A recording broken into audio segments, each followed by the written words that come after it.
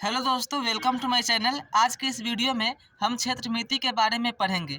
तो सबसे पहले जानते हैं कि क्षेत्रमिति किसे कहते हैं, क्षेत्रमिति क्या है। तो देखिए, यह एक गणित की शाखा है। यह मापन से जुड़ी है।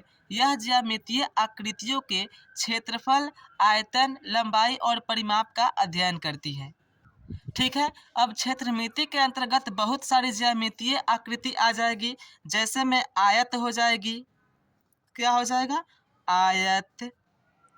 आयत किसे कहते हैं, पता है आपको? चलिए आगे हम बताएंगे। आयत हो जाएगा, जैसे वृत्त हो जाएगा। आयत, वृत्त। सॉरी, पूरी तरह से गोल नहीं हो पाया है, लेकिन ठीक है। आयत हो जाएगा, वृत्त हो जाएगा। ठीक है। त्रिभुज हो जाएगा, त्रिभुज। बेलन, इस तरह से बेलन बनता है। ठीक है। ये हमारा बेलन। वर्ग, ये हमारा वर्ग है। जिसकी चारों भुजा आपस में बराबर होती है उसे वर्ग कहते हैं। ठीक है। तो इस तरह की बहुत सारी ज्यामितीय आकृति क्षेत्रमिति के अंतर्गत आती है। ठीक है। ये हमारा क्या है? आयत है। ये क्या है? वृत्त है। और ये क्या है? त्रिभुज है। चलिए लिख देते हैं। ये है त्रिभुज, ये है बेलन, और ये है वर्ग। ठीक है। तो क्षेत्रमिति क्या है? तो क्षेत्रमिति यह एक गणित की शाखा है जिसके अंतर्गत बहुत सारी ज्यामितीय आकृति आती है, जैसे आयत, वृत्त, त्रिभुज, बेलन, वर्ग इत्यादि। ठीक है। और उन सभी ज्यामितीय आकृति की आयतन, क्षेत्रफल, लंबाई और परिमाप का अध्ययन करना क्षेत्रमिति के अंतर्गत आती है और उसे ही क्षेत्रमिति कहते हैं। ठीक है, बात समझ में आ गई। चलिए अब आगे बढ़ते हैं और एक ज्यामितीय आकृति आयत के बारे में विस्तार पूर्वक अध्ययन करते हैं, विस्तार से पढ़ते हैं। ठीक है। तो सबसे पहले हम जानेंगे कि आयत किसे कहते हैं। ठीक है। तो देखिए, आयत किसे कहते हैं, इसका आंसर होगा कि जिस ज्यामितीय आकृति की आमने सामने की भुजा, भुजा यानी कि जो लंबाई चौड़ाई रहती है ना, उसी को भुजा कहते हैं। ठीक है। तो जिस ज्यामितीय आकृति की आमने सामने की भुजा आपस में बराबर हो उसे आयत कहते हैं। जैसे देखिए, ये इसकी भुजा है, ये जो ए बी है ये भुजा है, ए सी है ये भी एक भुजा है। तो ये जो आमने सामने की भुजा रहेगी आपस में बराबर रहेगी। इसके सामने कौन है? ये सी डी है। इसके सामने क्या है? ये बी डी है। तो आमने सामने की भुजा क्या रहेगी? आपस में बराबर रहेगी। जैसे में किताब आपने देखा है, किताब किताब कैसे रहती है? इस तरह से। ठीक है। किताब का देखिएगा, आमने सामने की भुजा बराबर रहती हैं। ठीक है। बेंच हो जाएगा। ठीक है। ईंट हो जाएगा। ये सभी किसके अंतर्गत आते हैं? तो ज्यामितीय आकृति आयत के अंतर्गत। ठीक है। वो सभी आयत की आकृति के होते हैं। किताब हो गया, बेंच हो गया, ईंट हो गया। ठीक है। तो चलिए हम जानते हैं कि आयत क्या है। तो जिस ज्यामितीय आकृति की आमने सामने की भुजा आपस में बराबर हो उसे आयत कहते हैं। ठीक है। ये आयत का चित्र है। ठीक है। अब देखिए, आयत का प्रत्येक कोण 90 डिग्री का होता है। कितने डिग्री का? 90 डिग्री का होता है। यानी कि आयत का प्रत्येक कोण समकोण होता है। ये जितना भी कोण बना है ना, ये सभी 90 डिग्री के होते हैं। ठीक है। और आयत के पूरे कोण का योग कितना हो जाएगा? 360 डिग्री हो जाएगा। कैसे? तो देखिए, यह यहाँ पर एक 90 डिग्री का कोण है, यहाँ 90 डिग्री का कोण है। तो सभी 90 डिग्री के कोण को जब जोड़ेंगे तो 90 degree plus 90 degree plus 90 degree plus 90 degree. ठीक है। तो कितना हो जाएगा? ये पूरा हो जाएगा 360 डिग्री। तो आयत के पूरे कोण का योग कितना होता है? 360 डिग्री। ठीक है। और आयत का कोण क्या होता है? तो आयत का कोण जो होता है समकोण होता है, और समकोण को ही 90 डिग्री कहते हैं। ठीक है। अब आयत से रिलेटेड बहुत सारे क्वेश्चन भी आते हैं। ठीक है। तो उन क्वेश्चन को हल करने के लिए हमें आयत से जुड़ी फॉर्मूला को याद करना पड़ेगा। जैसे आयत का क्षेत्रफल क्या होता है, आयत का परिमाप क्या होता है, लंबाई, चौड़ाई, विकर्ण इत्यादि, इन सभी का फॉर्मूला होता है। तो उन फॉर्मूला को हमें याद करना पड़ेगा। ठीक है, जैसे इस तरह से क्वेश्चन हो जाएगा, यदि किसी आयत की लंबाई 10 सेंटीमीटर है और चौड़ाई 6 सेंटीमीटर है तो क्षेत्रफल ज्ञात करें। ठीक है, तो सबसे पहले जानते हैं कि क्षेत्रफल क्या होता है और परिमाप क्या होता है, लंबाई क्या होती है, चौड़ाई क्या होती है। तो देखिए यहाँ पर भी एक आयत दिख रहा है। ठीक है, तो देखिए क्षेत्रफल क्या होता है कि यदि हम इसको पूरी तरह से भर दें, जैसे ये है 90 डिग्री, इसको हम पूरी तरह से क्या कर दें, भर दे, तो ये जितना स्थान घेरा है ना, ठीक है, ये जितना भरा गया है इसके अंदर, ये क्या है, क्षेत्रफल है।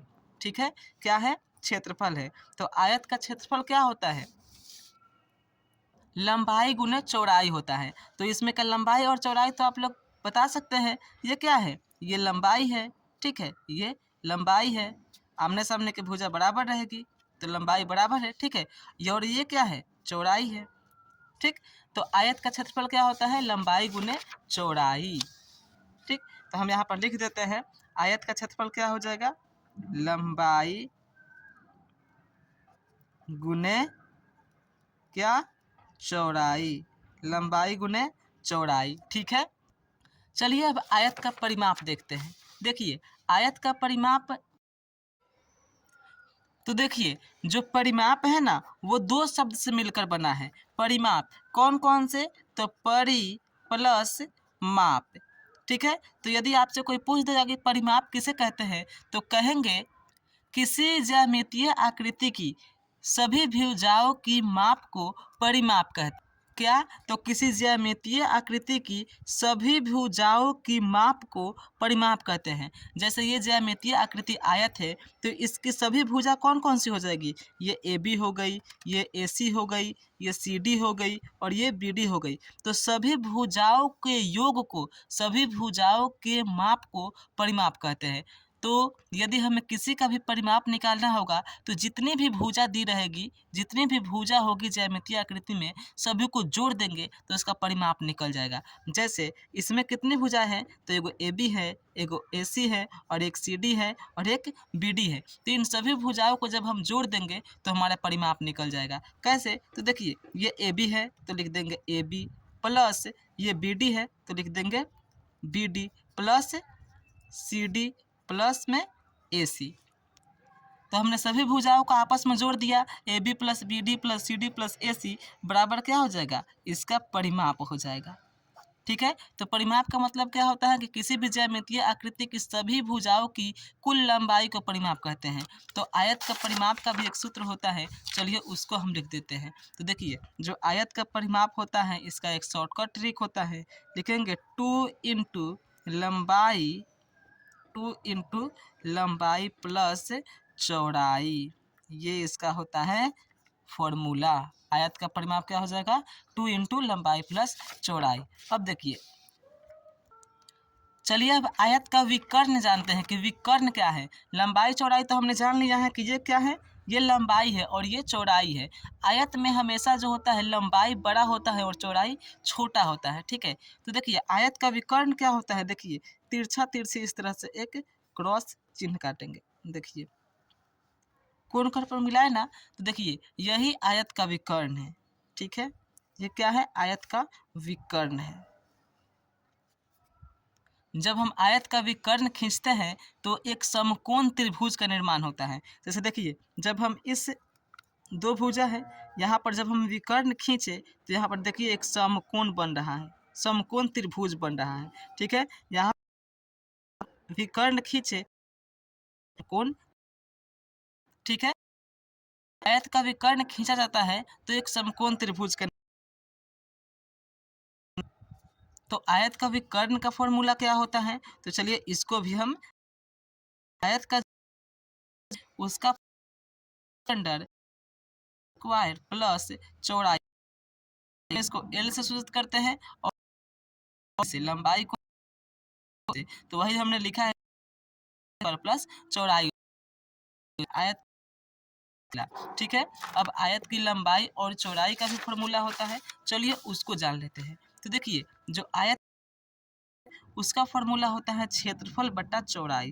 क्षेत्रफल ऊपर और बटा में क्या रहेगा, चौड़ाई। चौड़ाई ज्ञात करना है तो क्षेत्र बट्टा में क्या रहेगा, लंबाई ज्ञात करना है तो बट्टा में रहेगा चौड़ाई। और यदि आयत का चौड़ाई ज्ञात करना रहेगा, क्षेत्रफल, क्षेत्रफल बटा क्या रहेगा, लंबाई। आयत का यदि चौड़ाई पूछे तो क्षेत्रफल बटा लंबाई, और यदि आयत का लंबाई पूछे तो क्षेत्रफल बटा चौड़ाई। ये इसका फॉर्मूला है। और आयत का विकर्ण मैंने क्या बताया था कि रूट अंडर लंबाई स्क्वायर प्लस चौड़ाई स्क्वायर, ठीक है, रूट अंडर लंबाई स्क्वायर प्लस चौड़ाई स्क्वायर। तो ये आयत का जो 5 फॉर्मूला है बहुत ही महत्वपूर्ण है। इसी फॉर्मूला पर आधारित प्रश्न पूछे जाएंगे, ठीक है। अब आप कोई भी प्रश्न आसानी से बना सकते हैं। जैसे ये देखिए, यदि किसी आयत की लंबाई 10 सेंटीमीटर और चौड़ाई 6 सेंटीमीटर है तो क्षेत्रफल ज्ञात करना है, ठीक है। तो लिखेंगे चूँकि दिया गया है, चूँकि दिया गया है, हमें क्या दिया गया है कि लंबाई कितना है 10 सेंटीमीटर, तो लिखेंगे कि एल बराबर कितना है 10 सेंटीमीटर, ठीक है। और चौड़ाई को 20 से सूचित करते हैं तो चौड़ाई कितना है 6 सेंटीमीटर, ठीक है। हमें क्या ज्ञात करना है, क्षेत्रफल, तो लिखेंगे क्षेत्रफल का सूत्र लिख देंगे। क्षेत्रफल बराबर क्या होता है, लंबाई गुने चौड़ाई, ठीक है। तो लंबाई कितना दिया है 10 सेंटीमीटर, ठीक है, और चौड़ाई कितना दिया है 6 सेंटीमीटर। अब गुना कर देंगे, 10 छक 60 सेंटीमीटर स्क्वायर आंसर, ठीक है। तो हम आयत से जुड़ी प्रश्न क्वेश्चन को अगली वीडियो में कवर करेंगे, अगले वीडियो में जानेंगे, उसमें परिमाप, क्षेत्रफल, लंबाई, चौड़ाई इत्यादि सभी को ज्ञात करना सीखेंगे। इस वीडियो में बस इतना ही। यदि वीडियो अच्छी लगी हो तो चैनल को सब्सक्राइब जरूर करें एंड वीडियो को लाइक कमेंट शेयर जरूर करिएगा। तो मिलते हैं अगले वीडियो में, तब तक के लिए bye, thanks for watching this video, take care.